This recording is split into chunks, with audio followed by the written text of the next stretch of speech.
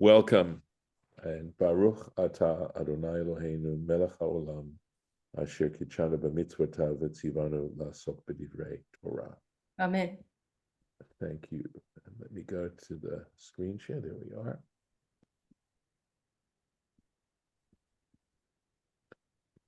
Close this. And we are, of course, on a new Parsha. This is the third of the 4 Parshiot that finish up the book of Genesis. So next week we'll be finishing already the book of Genesis. These sort of markings I find to be bittersweet. In this particular Parsha, what has happened is, at this point, Judah, by showing true nobility, and just to remind you that what happens essentially is Joseph set things up so that the brothers can easily leave Benjamin as a slave to him. And because Judah had promised their father that he would take personal responsibility, he steps forward to Joseph. He explains the situation and how it'll just kill his father. Of course, he doesn't know it's Joseph. And he says, look, he said, I made myself personally responsible. Take me as your slave, and let Benjamin go free. And when Judah does that, because that is such an incredible act of true nobility, the Bible couldn't define it better. True nobility. Joseph can no longer control his emotions, and he has to reveal himself to his brothers, because he knows to what degree they feel bad. And Judah, who was the one who initially had him sold, told the other brothers to sell him into slavery, obviously has done a 180-degree turnaround. And to care about their father so much, and to care about his brother, even though Benjamin is probably now the favorite, probably simply switched places with how Joseph was with his father, and nevertheless just puts other people ahead of himself in such a profound kind of way. Rabbi, Yeah, I got a question. sure. Okay. Joseph and Jacob. Okay. Mhm. Jacob never told, it's 20 years of working for Laban. He never called his father, Isaac, up on those 20 years. I don't understand it. The same with Joseph. Why didn't he call his father up and say, look, I'm in prison, or I'm here, or I'm there. I'm still alive. I'm here, Dad. Okay. You're supposed to call your dad if you're gone so long. What's I will give you the answer that my father would give, which is it's a story. What's And that? it's a story. It's a story. And Oh, okay. that is not the point the story wants to make. The point the story wants to make is more about how people can change, how reconciliation, how tshuva, how repentance can actually take place. I could give you reasons why. First of all, just because the story doesn't say anything about Jacob contacting Isaac doesn't mean he didn't. It's just not part of the story, and it would have changed the story. The other piece to remember is that Jacob ran away from his house, and he was in fear that Esau would kill him. So it's possible that he didn't want to stir up anything that might be perceived by Esau as a reason to go get him. So, I mean, I can think of other reasons by that, but we can't argue necessarily from silence. As far as Joseph is concerned, I think there's an allusion to that. I mean, it's a good question, Harlan, and in the sense that he says he names his first son Menashe, right? And the word Menashe, and it says the reason he named his son Menashe is because God helped him forget about all the pain that he'd experienced back in the land of his birth. So it could be that Joseph did not want to go back there because the emotions that he had that were associated with this terrible, terrible experience that he'd had with his brothers wanting to kill him and then selling him into slavery was something he was trying to just put out of his mind. So, I think we can possibly understand it that way. I have one more comment on that, is that, if we're looking at it more literally, in certain circumstances, there is no way to get in touch with someone else, such as being miles away, not having a phone. We can't call them up. So, when those obstacles are in the way also, just depends upon your circumstances. Absolutely. So that could be, yeah. I mean, I'm But not he was viceroy. He could have sent somebody over to his dad. He even had plenty of time to send people over. Harlan, when you experience something so devastating as that as a child, it's very hard. Basically, you spend a lot of the rest of your life trying to speaking to a counselor and trying to deal with the emotional damage it causes. So I don't know what psychologists they had back then. I'm sure they had counselors, but I think at this point, it's possible that Joseph wouldn't have wanted his brothers to find any way to kill him. I mean, I think he had reason to feel concern regarding his brothers. If you had a brother that actually wanted to kill you or sell you and actually did sell you into slavery, ask yourself, how would you feel? Right. So Mm. I think I think there's good reason to say that he would not want to get back in touch with his dad. So, okay, let's keep going here. So things have resolved now, and in fact, the family has now come down to Egypt, and Jacob has come as well. In fact, we also read about how he came into the presence of Pharaoh and greeted Pharaoh, etc., etc. So going on, Vayoshev Yosef et Aviv et Echav. Joseph settled his father and his brothers. Vayiten lahem achuzah be'eretz Mitzrayim, and he gave them a holding in the land of Egypt. In other words, they now held real estate in the land of Egypt. They made tav haaretz in the best part of the land. It was choice property, the Eretz Ramses, in the land of Ramses, or the area of Ramses, Kasher Tziva Paro, as Pharaoh had commanded. So Pharaoh truly, truly understood what appreciation was about, and told Joseph that he needed to settle his family there. Interesting little insight there. Rashi has a short comment, Ramses, and the reason why I think he needs to comment on this is because we talk about Joseph had talked to his brothers about settling in the land of Goshen, and here we're reading about Ramses, and so an area called Ramses, and so Rashi explains Me Eretz Goshen He. It's from the land, it's in the area of Goshen. So Ramses was a specific neighborhood, you might say, in the land of Goshen or in the area of Goshen. There's no contradiction involved here. Onwards. Vayichalkel Yosef et aviv ve'et echav. And Joseph provided for his father and his brothers, ve'et kol beit aviv, and his father's entire household. Lechem, bread, and I think we can understand bread to mean food, right? Lefi hataf, according to the children. That's what it means literally. And of course, in some ways, this expression is a bit puzzling. So Rashi explains, Lefi hataf, according to the children, or according to the child. Although I think taf can be a plural as well. Lefi hatzarich l'chol b'nei veitam. He says, according to what was required to all the people in their households.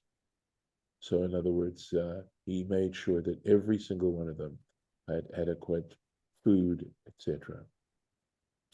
Velechem ein b'chol eretz, haaretz, excuse me. And there was no bread. Now they mentioned lechem here, and the subject now shifts. It says, there was no bread in all the land. Ki chaved hara'av ma'od, for the famine, ra'av famine, was very heavy. Va'tela eretz Mitzrayim, and the land of Egypt languished. The Eretz Canaan and the land of Canaan, mipnei hara'av, on account of the famine. They were doing so, it affected everyone so deeply. So what they're saying, of course, is that they couldn't grow anything. Nothing was growing there, right? Choser, so Rashi tells us, Choser le'inyan harishon. He says the story is now returning to its original theme, and that is way back in Genesis 43, and here we are in Genesis 47, and where we talked about the whole episode of Joseph and his brothers and how all that got resolved. But now we're going back to the fact that we're dealing with this time of famine, these 7 years of famine that followed the 7 years of plenty. So, l'tchilat shnei hara'av. In other words, the narrative is going back to the beginning of the years of famine. Vatela, right? Vatela. That's the word right over here, languished.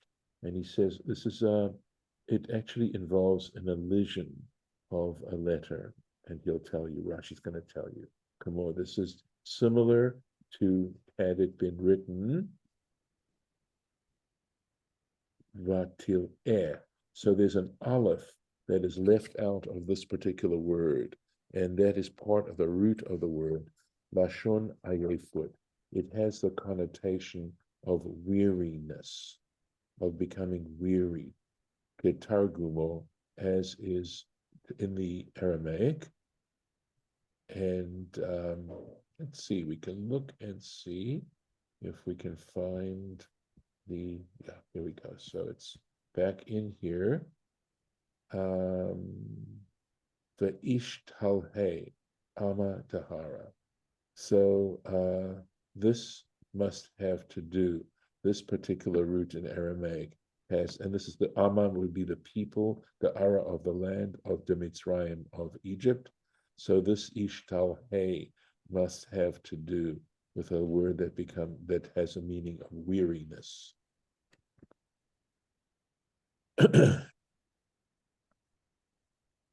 So he says, right?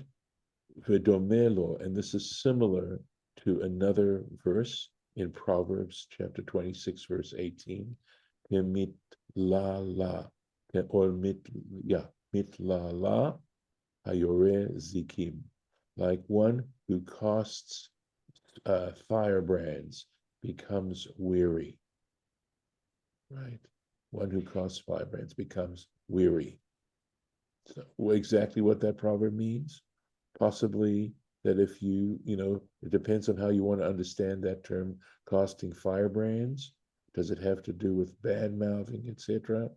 That even that ultimately affects the person who's creating this problem, and they get tired. They get tired out on various kinds of ways, emotionally, etc., etc.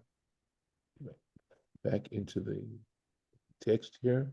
Vaylaket Yosef et kol hakesef, and Joseph collected all the money, hanimsa be'eretz Mitzrayim, that was found in the land of Egypt, uve eretz Canaan, and in the land of Canaan, bashever, for the rations, asher hem shovrim, which they were procuring. So in the land of Egypt and the land of Canaan, they used up their money to purchase these rations. Vayaveh Yosef et hakesef beita paro, and Joseph brought this money into the house of Pharaoh. Didn't keep it for himself. Bashever asher hem shovrim, through the produce that they were purchasing, notnin lo et hakesef, they would give him the money and he would give them food. So we can see a situation starting to develop. Vayitom hakesef me'eretz Mitzrayim. And the money came to an end from the land of Egypt. They didn't have any more money to spend. Ume'eretz Canaan, and from the land of Canaan. It is interesting how they connect the land of Canaan and the land of Egypt together in this narrative. And in a sense, I don't know if there's a sort of a foreshadowing of the fact that the Israelites are always going to go back to that land of Canaan. That's where they're going to ultimately settle. Vayavo'u kol Mitzrayim el Yosef, and all the Egyptians came to Joseph, Lamor, saying, Hava lanu lechem, give us bread. V'lama namut negdecha, for why should we die before you? Ya'afes kesef, because the money is at an end.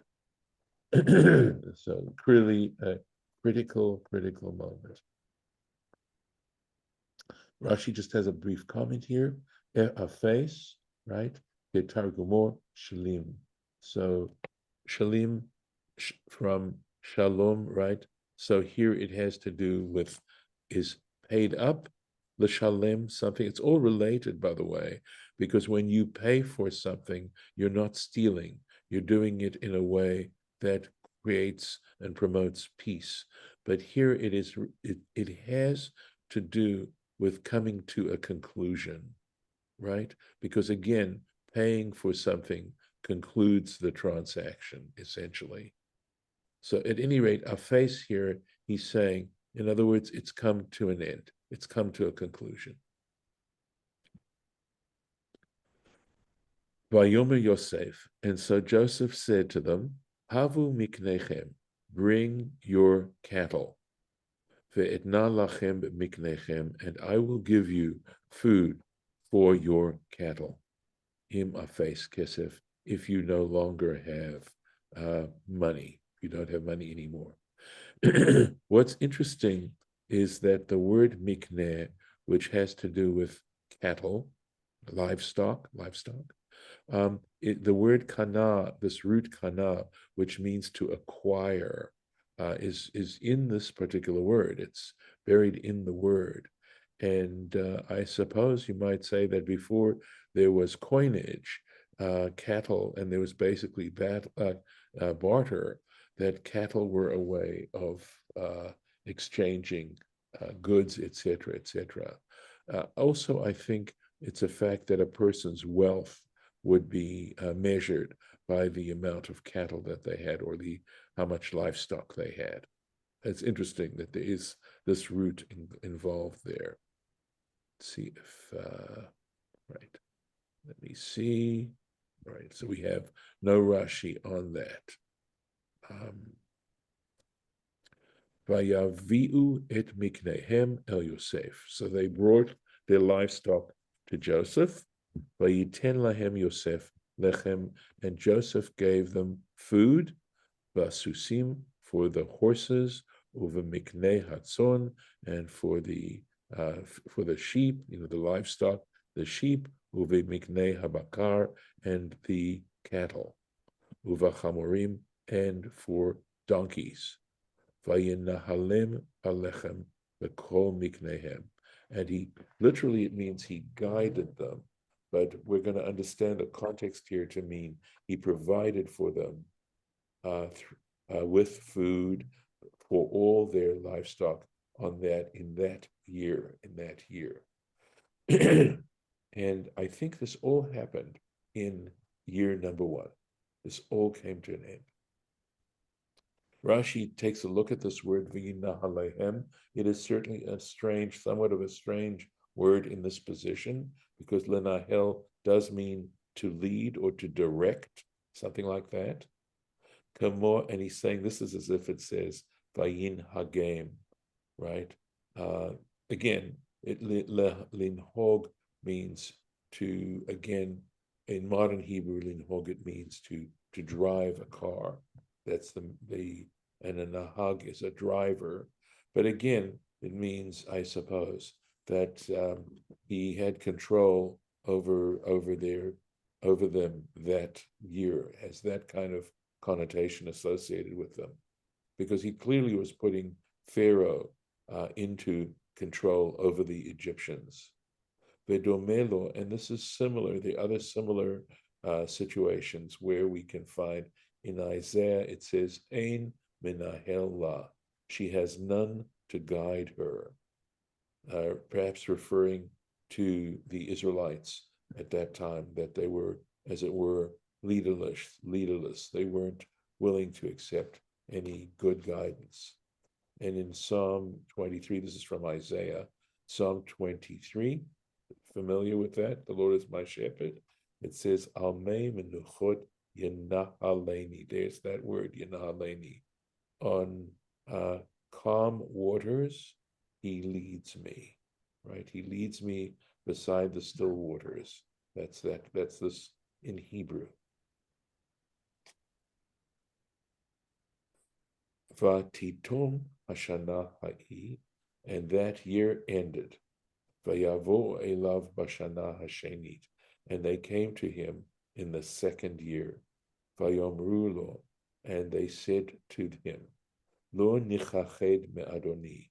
So I believe it's saying here, they told him, we will not hold back. We won't lie to you, I think is what it's saying here. Ki im tam hakesef, okay, for the money has come to an end. Umikne habehema el adoni, and the cattle, the livestock, the cattle has come to our Lord. Literally, it means my Lord, but it's speaking about them as a collective. Lo nishar lifnei adoni, there is nothing left before my Lord. Bilti im gviatenu va'admatenu.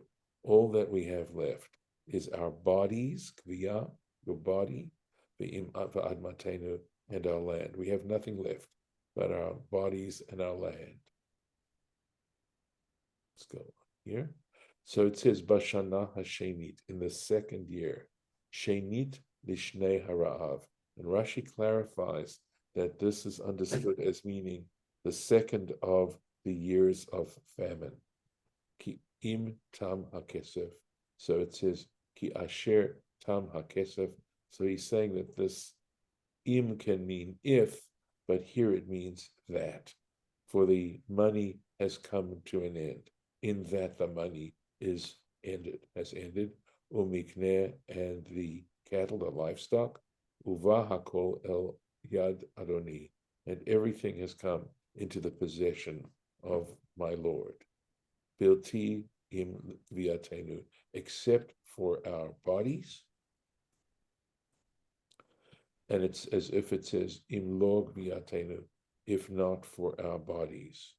Now this editorial comment is a puzzle to me. I understand a little bit of it, but I don't know. I'm not sure what this abbreviation stands for. I tried to do a little research on it. I have an idea, perhaps. Anyway, this is what it's saying. Hachi gires ram. So this, I think it's Abraham Mizrahi is the name of the Re'em. And it says, this is the version of the Re'em, V'chein betfus yashan, and likewise in an ancient printed work, right? Tfus is a printed work as opposed to a manuscript. The Iyen, and here we go. So I don't know. He says, check it out, Iyen, and this could be, and I don't know what this Gimel Aleph means, unless it means Girsa Acheret, could mean a different text. Meyashev Girsa Shniya. Okay, so this could be Girsa Rishona. Here's the Gimel, right? This could mean, and look at the first version of this text, which Meyashev means it makes sense of the second version of this. So exactly what he's referring to, I don't know. This is something that's left for me as a bit of a puzzle as to what this would appear to be an editorial comment within the Rashi. Rabbi, Yes. I have the word save. Save. Yes. Save. Yes. As Save. opposed, yeah. Right. Yes. Yes. Right. Save in the My sense translation. of only. Yeah. Only. Mm-hmm. Right. Yes. Exactly. All we have left is this. Nothing but. Yeah. So here we go. Let's go to one more verse here. Lama namut. Why should we die? I mean, things have gotten to a point of desperation. La'einecha, before you. Gam anachnu, gam admatenu. Right? Gam, the gam means we, anachnu, we, and our land. K'nei otanu. Okay, so I think there's a comma here. K'nei otanu. Acquire us, ve'atmatenu, and our land, balechem, for bread, for food. V'nihiyeh anachnu ve'admatenu, and we and our land, avadim lefaro, will be slaves, servants to Pharaoh. V'tein zera, and give seed, v'nichyeh v'lo namut, so that we can live and not die. V'ha'adamah lo tesham, and so that the land does not become desolate. Let's take a look at Rashi on this. Okay. V'tein zera, give seed. So this is interesting, right? To give seed at this point because the land doesn't seem to be producing very much. But anyway, let's see. Lizro ha'adama, in order to plant the land, to put seed into the land. V'afal pi she'amar Yosef, and despite the fact that Joseph says, V'od chamesh shanim, there is still another 5 years, asher ein charish v'katzir, where there will be no plowing or harvesting. Mekevan sheba Yaakov leMitzrayim. This is such an interesting comment here. Because Jacob came leMitzrayim to Egypt, ba'a bracha leraglo. The truth is that as a blessing came, literally it means at his feet, in his train, I guess we could say, if we wanted to use some fancy English, right? The influence of his being such a blessing, he brought blessing with him, v'hitchilu lizroa, and they were able to start planting, v'kala or kila hara'av, and so that the famine came to an end, v'chein shaninu betosefta dosota, and in fact there is a rabbinic text in the Tosefta. The Tosefta is a collection of Mishnaic, I'd say sources that go back to Mishnaic times, that is prior to the year 200, which were not included in the Mishnah itself. And Sota is the name of one of the tractates. So there is some very early, relatively early texts that would support this. So this is something we never would have realized, except a very, very close reading of the Hebrew here, and that the famine actually only lasted 2 years. Lo tesham, it should not become desolate. Lo tehesh mama, simply using this word tesham is an abbreviated form of a word that means shmama, that's a more common word, which means desolate. Lo tavor lashon sadeh, bor she'eno charush. I'd have to look at this again to see what is he saying. Tavor, I'm not sure where this is coming from. He's saying lashon sadeh has the connotation of a field. Bor she'eno charush. Literally, a bor is a well, something like that. Charush from charisha would be to plow. So I'm not sure where this, what this comment is actually trying to add here. So I'm going to actually put the marking in here. And I'll see if there's some way I can do any research on this and give an explanation the next time we meet. Okay. So I'm going to stop the share here and stop the recording.